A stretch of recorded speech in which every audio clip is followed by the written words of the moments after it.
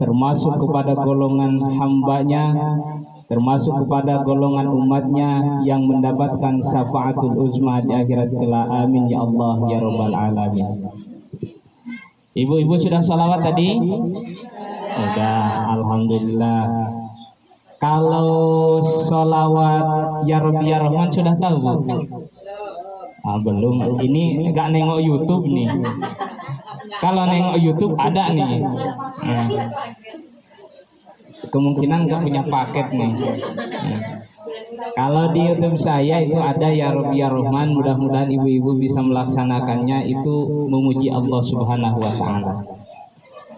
Ibu-ibu yang dirahmati Allah Subhanahu wa Ta'ala, insya Allah pada kesempatan kali ini saya tidak akan panjang lebar, akan mengangkat sebuah tema 3 amal perbuatan yang bisa menyelamatkan kita dari perangkap yang mematikan.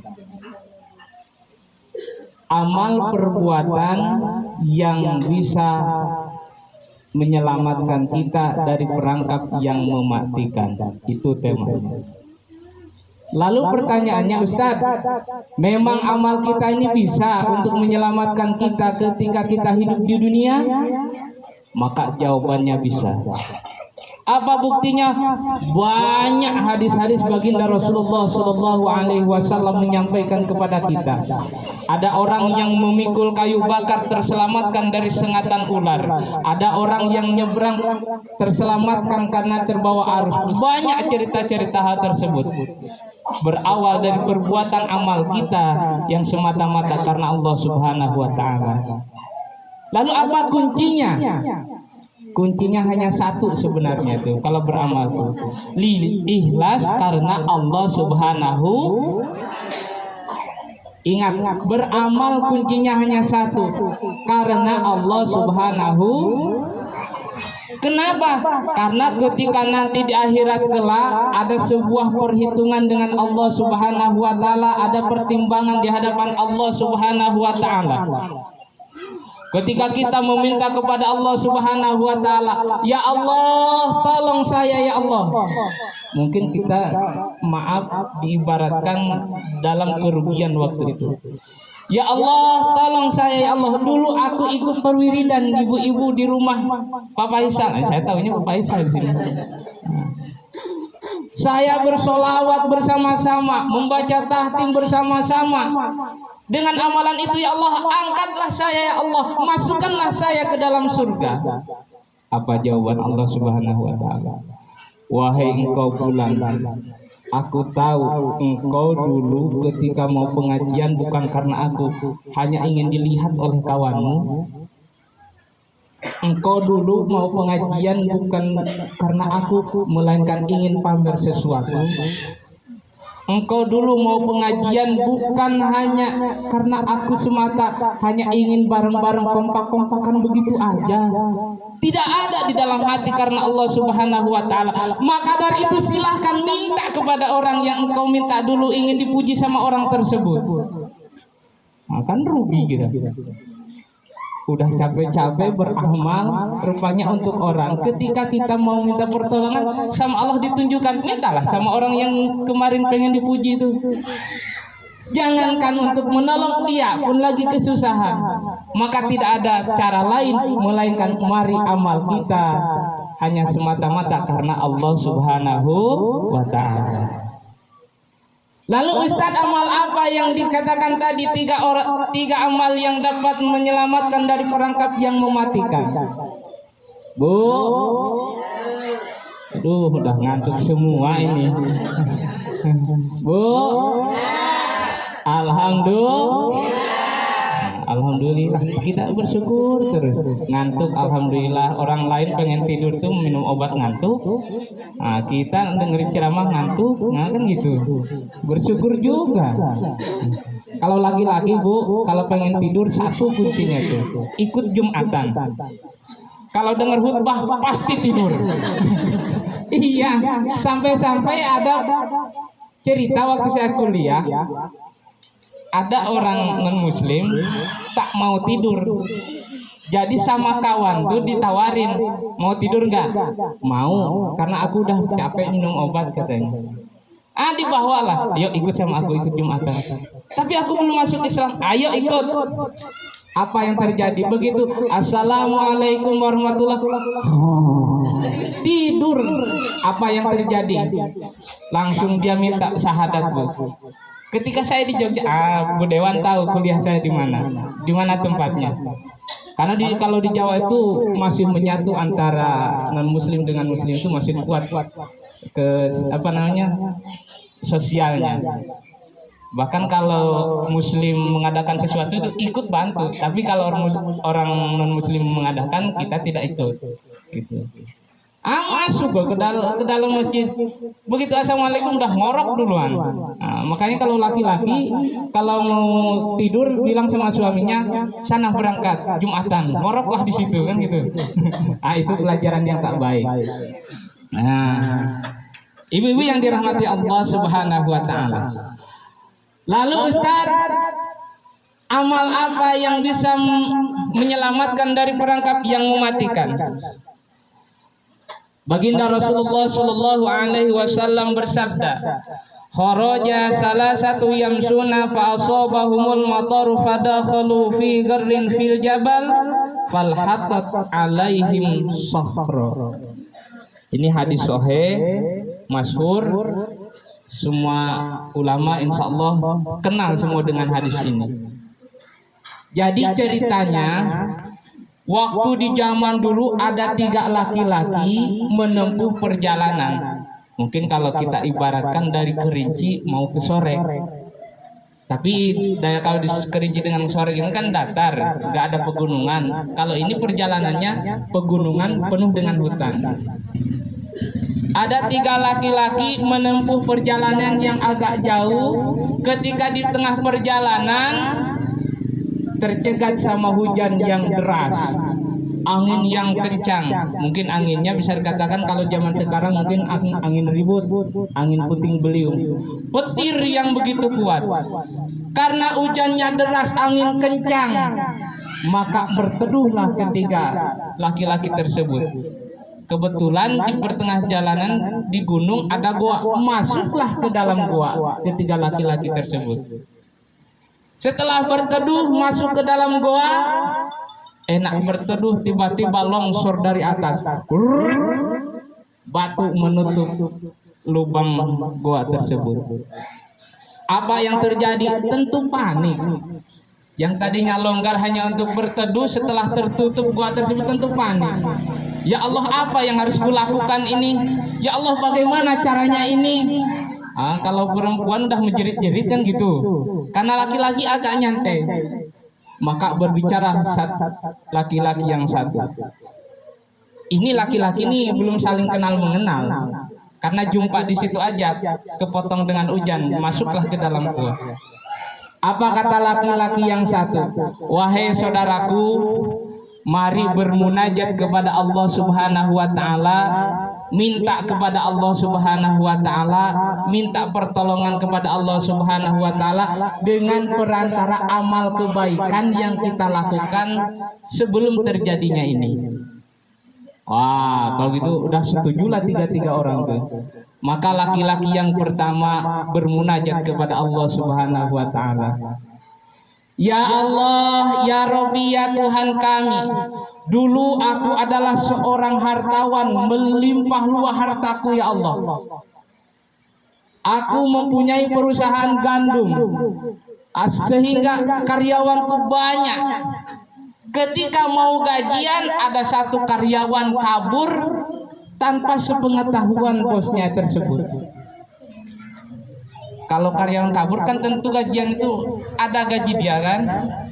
Nah, gaji yang punya karyawan itu enggak aku makan ya Allah. Aku belikan ke kambing, ku ternakan sehingga berkembang biak banyak-banyak, sehingga kebun itu penuh dengan kambing. Lama kelamaan datanglah karyawan tersebut. Wahai Tuhan, Aku datang ke sini mau meminta gaji yang dulu aku waktu pergi. Karena waktu itu orang tuaku lagi sakit. Jadi sekarang aku baru bisa minta gaji tersebut. Apa yang terjadi? Kalau ibu-ibu mungkin ngapain minta, itu udah lama kan itu. Atau gak akan kambing dikasihkan, diganti dengan yang lain. Dengan uang yang di rumah. Tetapi apa yang terjadi sama yang si bos yang ini? Wahai saudaraku, ketahuilah, gajimu yang dulu aku belikan kambing, kemudian kambing itu beranak tuh, tengok sampai satu kebun penuh dengan kambing. Jadi kalau engkau mau mengambil hakmu, silahkan ambil semuanya. Oh, kalau kita nengok kambing capek ngurus, enak kali diambil semuanya. Ekornya pun nggak disisain. Jangankan ekor, bulunya pun dibawa semua. Disisain satu lembar bulunya kan gitu. Ini enggak, dikasihkan semuanya. Aku ridho ikhlas lillahi ta'ala, ambillah semuanya karena itu adalah hakmu. Maka diambillah.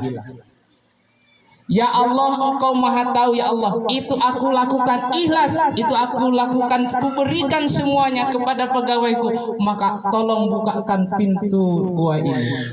Maka batu yang besar itu tergeser sedikit, masuklah cahaya sedikit, baru bisa bernapas. Belum bisa keluar, baru bisa bernapas sedikit gitu pun. Nah, jadi apa pelajaran yang pertama?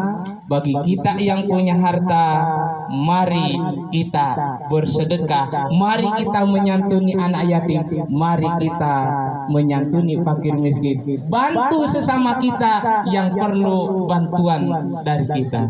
Insya Allah. Bu, kok tegang gini?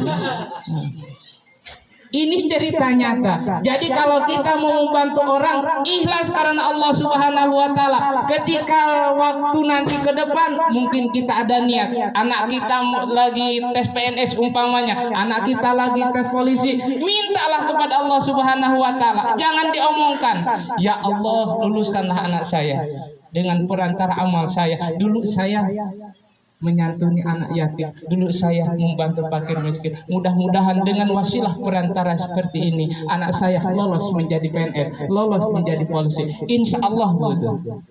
Karena ini bukan perkataan saya, baginda Rasulullah Shallallahu Alaihi Wasallam. Nah, itu yang pertama. Lalu cerita yang kedua, laki-laki yang kedua menadahkan tangan. Ya Allah, ya Rabbi, ya Tuhan kami, Engkau tahu ya Allah, Engkau maha melihat ya Allah, Engkau maha mendengar ya Allah. Dulu saya punya orang tua renta, tak bisa jalan, sudah tidak bisa melihat, bahkan turun dari kasur pun nggak bisa. Dulu saya selalu menghidangkan susu untuk kedua orang tua saya tuh.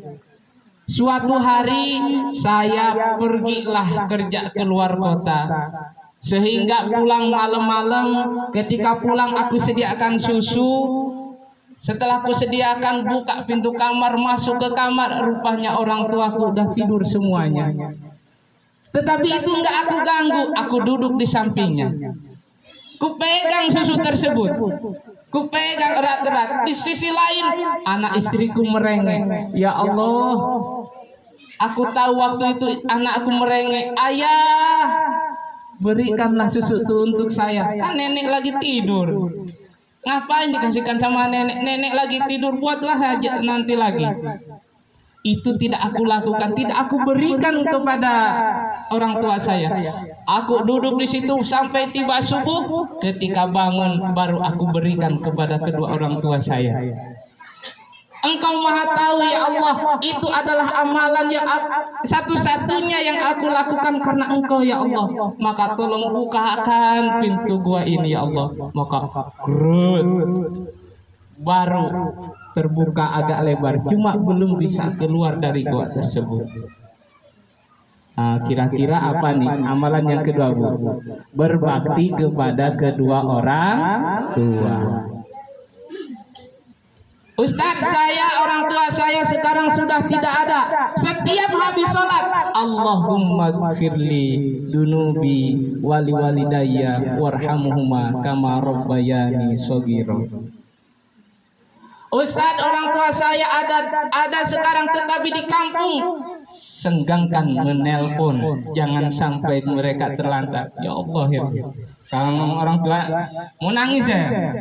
Karena saya termasuk anak yang durhaka. Kenapa durhaka? Jarang nelpon. Kalau ditelepon dari sana, baru saya balik telepon.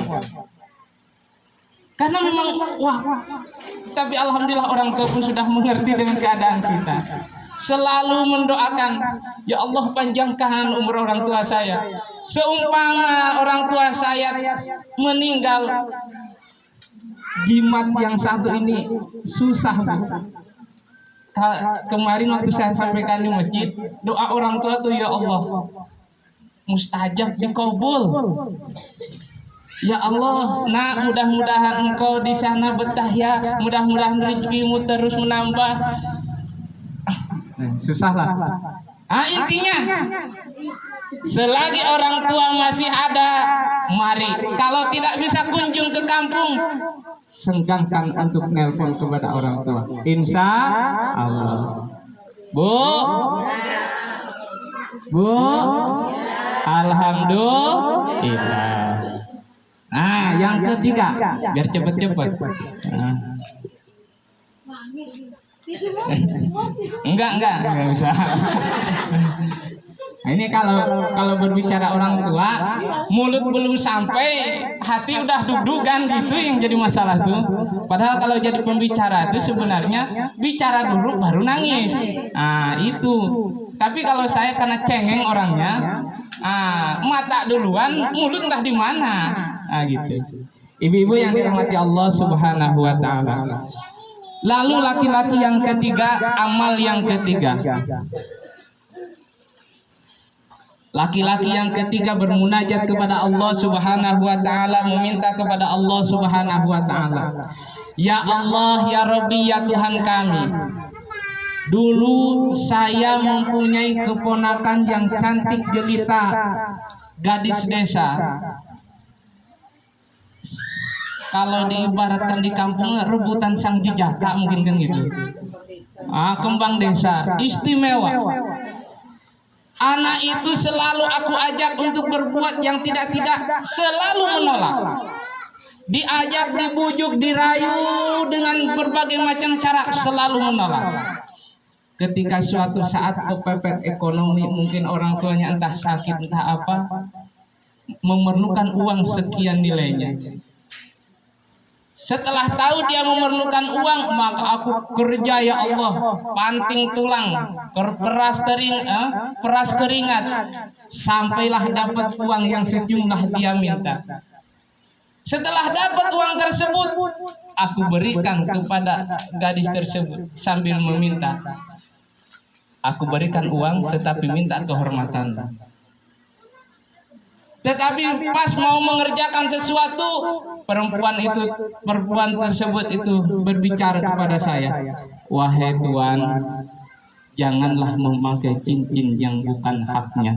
Mendengar perkataan itu, saya loncat kabur terbirit-birit, tidak jadi melakukan hal tersebut, dan bahkan uangnya pun aku ikhlaskan, ridhokan ya Allah, itu semata-mata hanya Engkau ya Allah. Apa? Ada iklan? Itu aku lakukan semata-mata hanya karena Engkau ya Allah. Jikalau itu adalah ibadah yang Engkau terima ya Allah, karena itu adalah ikhlas karena Engkau ya Allah, maka bukakanlah pintu gua tersebut. Yang akhirnya apa?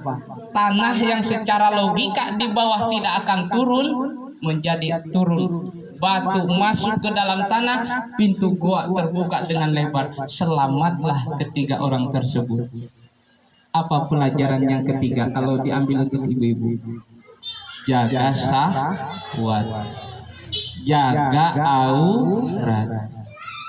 Ibu-ibu pesan jangan sampai keluar rumah bukan muhrimnya, kerudung jangan sampai dibuka.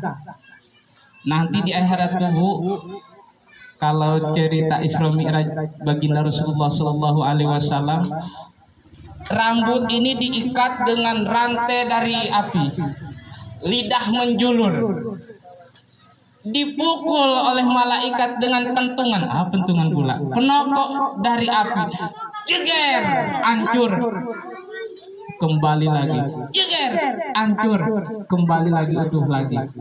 Begitulah gambarannya.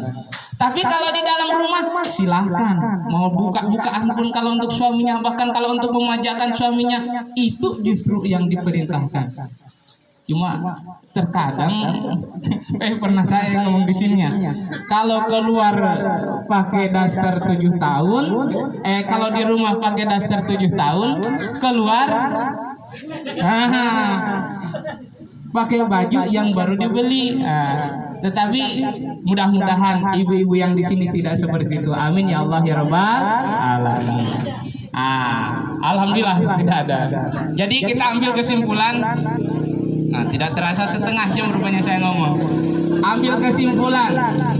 Pertama, mari dalam beramal ikhlas karena Allah Subhanahu wa Ta'ala, jangan karena yang lain. Karena kalau kita beramal karena yang lain, rugi dan rugi. Tadi sudah disampaikan, ketika kita meminta pertolongan sama Allah, justru Allah menunjuk, silahkan mintalah kepada orang yang kau pengen lihat ketika beramal. Apa tak rugi? Yang kedua, mari yang punya harta, yang punya kesempatan diberikan amanah oleh Allah Subhanahu wa Ta'ala, jangan lupa membantu yang membutuhkan. Banyak-banyaklah bersedekah. Terus kalau sedekah itu, kalau bisa jangan pilih-pilih Bu. Kalau ada uang 100, 50, 2000, 5000, kalau ibu-ibu seringnya berapa yang keluar? Syukur-syukur yang 50. Ini ada uang 100, 50, 20, 10.000, 5.000, 2.000. Yang keluar rupanya 2.000. Kena kakak. Kalau ibu-ibu sedekah itu memang istimewa sebenarnya. Pahalanya tuh Bu. Tapi ada yang mengatakan kalau kita bersedekah 10.000 kembali jadi 100.000 kan, itu 10 kali lipat. Ibu, saya menyampaikan di sini, kalau kita bersedekah 10.000 jangan berharap kembali 100.000. Karena yang dimaksud 10 kali lipat itu bukan berarti uang. Memang bisa terjadi itu uang. Kita bersedekah kepada anak yatim 10.000, yakin bakal kembali 10 kali lipat. Mana? Mungkin tadi anak nakal, sekarang jadi soleh. Mungkin kita sedekah 10.000, kembali lagi 10 kali lipat. Mana? Ketika kita punya mengeluh sakit, disembuhkan oleh Allah Subhanahu wa Ta'ala. Jadi kalau ada yang mendefinisikan sedekah 10.000 kembali 100.000, itu kurang tepat. Memang bisa terjadi, tetapi itu sedikit rugi kalau menurut saya. Kalau uang 100.000 masih bisa kita cari. Kalau kesehatan, anak soleh, rumah tangga sakinah mawadah, itu yang istimewa dari Allah Subhanahu wa Ta'ala. Itu yang kedua. Yang pertama, mari kita membantu orang yang lagi membutuhkan. Yang kedua, mari kita berbakti kepada orang tua. Wala taqul lahuma uff. Jangan mengatakan ini masih ada yang gadis nggak? Kadang-kadang kan sekarang, enggak, ya baru ingat saya.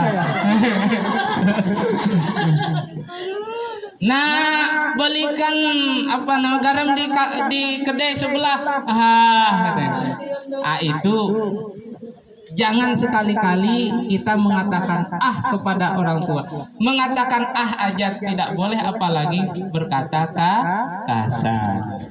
Wala taqul lahuma uffin wala tanharhuma wa qul lahuma qaulan karima. Tetapi kita harus berbuat baik kepada orang tua, harus bertutur perkataan dengan yang baik kepada orang tua.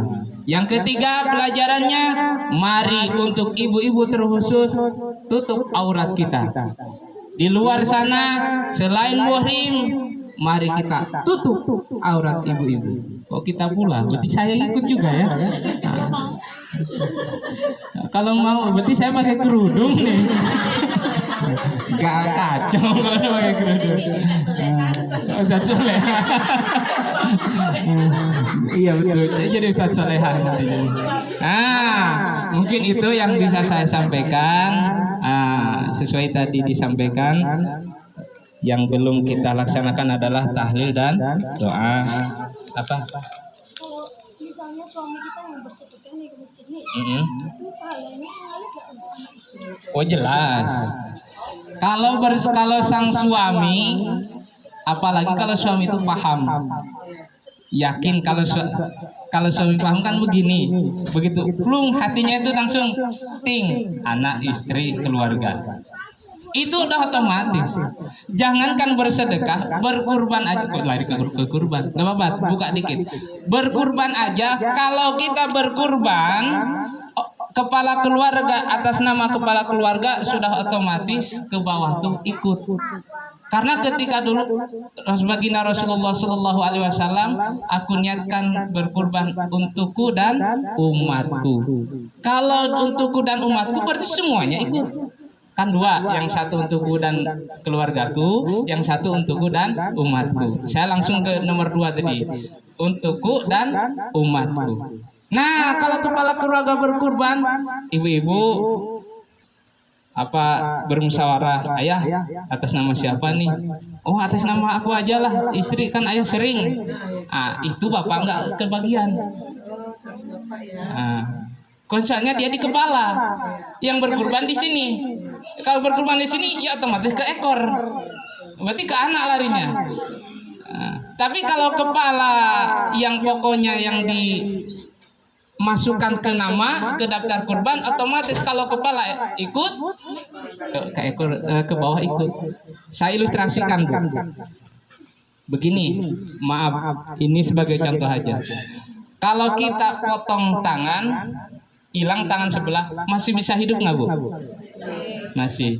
Kalau kita potong kaki, umpama amputasi nih, masih bisa hidup kita? Kalau kita potong leher, kepala hilang, sampai kabur ya. Jadi saking ketawanya tuh. Jadi kalau potong leher hilang kepala, hidup tidak? Artinya kuncinya adalah di kepala. Kalau tadi dibilang sama Bu Dewan, kalau suami bersedekah, apakah kami dapat? Jelas dapat. Tapi kalau istri yang sedekah tidak diniatkan, belum tentu lagi tuh. Kalau anak udah jelas tuh mengalir. Apalagi dibilangkan, ya Allah, saya bersedekah, mudah-mudahan pahalanya kepada orang tua saya. Udah jelas. Itu namanya anak yang soleh. Nah, jadi yang ketiga tadi langsung adalah anak yang soleh. Mungkin ada lagi? Mudah-mudahan nggak ada, biar nggak capek. Maaf, ada dari jam 10 tadi sampai duhur di Kerinci Timur. Siap duhur ke Jalan Pepaya di Maroza. Makanya tadi kata Bapak Isa nelpon, udah tahtim Yasin ibu-ibu aja. Saya biar tukang ngomong aja. Gitu. Oke, alhamdulillah, mari kita tahlil. Mudah-mudahan seraya bermunajat, mudah-mudahan apa yang diniatkan oleh kita bersama dikabulkan oleh Allah Subhanahu wa taala. Amin ya Allah ya rabbal alamin. A'udzubillahi minasyaitonirrajim. Bismillahirrahmanirrahim. Ila hadratin Nabi Mustafa Muhammadin Rasulillah sallallahu alaihi wasallam wa ala alihi wa sahbihi wa dzurriyyatihi wa azwajihi wa lil baiti ajmain wa likafatil anbiya'i wal mursalin summa ila arwahi abaina wa ummahatina wal ajdadina wal jaddatina wa li arwahil muslimina wal muslimati wal mu'minina wal mu'minat, semua khususan ya Allah li arwahi Zulkifli bin Abdul Hamid wa ila arwahi Jasman bin Morjok wa ila arwahi Misna bin Abdullah wa ila arwahi Muhammad